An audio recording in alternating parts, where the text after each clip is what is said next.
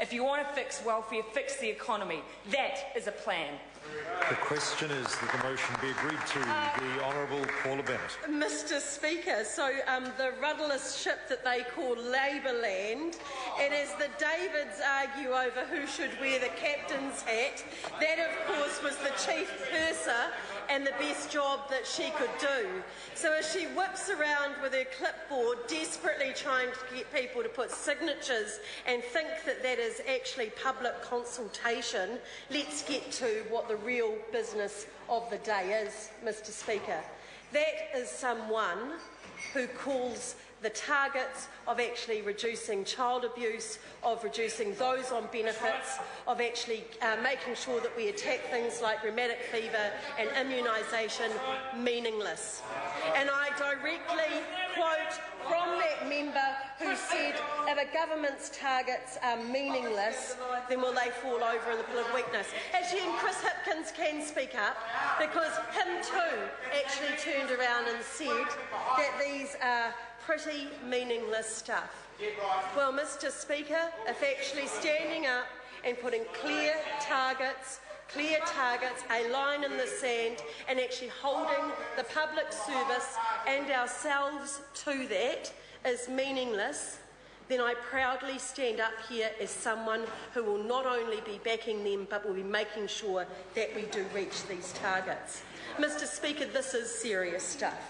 When we hear David Parker calling these targets meaningless, I ask him to ask those children out there whether they think that it is meaningless stuff. We have a pretty poor record on child abuse and neglect in this country. And actually, since 2004, we have seen the numbers steadily increasing.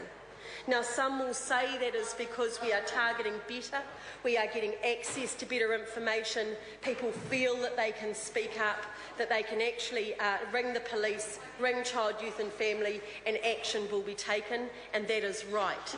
But unless we put a clear target out there that we will hold ourselves to account with, that we will bring those numbers down, then we will continue to see the rise that we currently do. And none of this stuff is easy. But for the opposition to repeatedly say that it is meaningless, I think is doing a disservice to those thousands of children that desperately need us. Mr Speaker, to put a line in the sand and say that we will raise immunisation rates.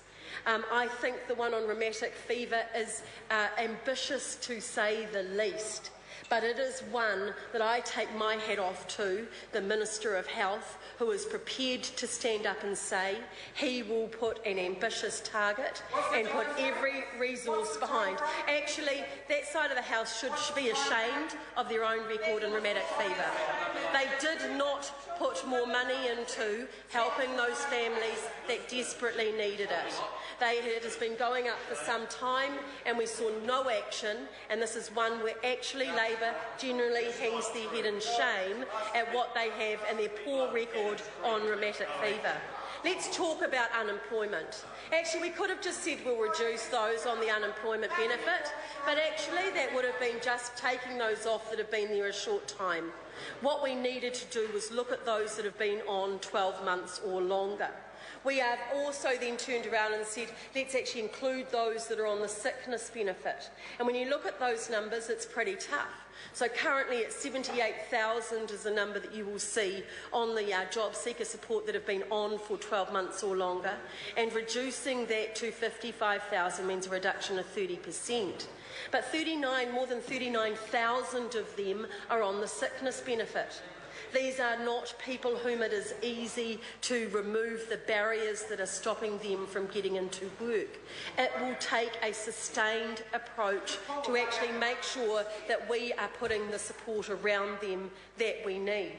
Actually, to ignore them as they were under Labor is a disservice. To see those on the sickness benefit increase by 47% under Labor at the supposedly best of times and when there were more jobs than what people knew to do with is a disservice to those people on benefits. Well, actually, they have not increased to the same number in the last 4 years. Look at the trends and look at what was happening.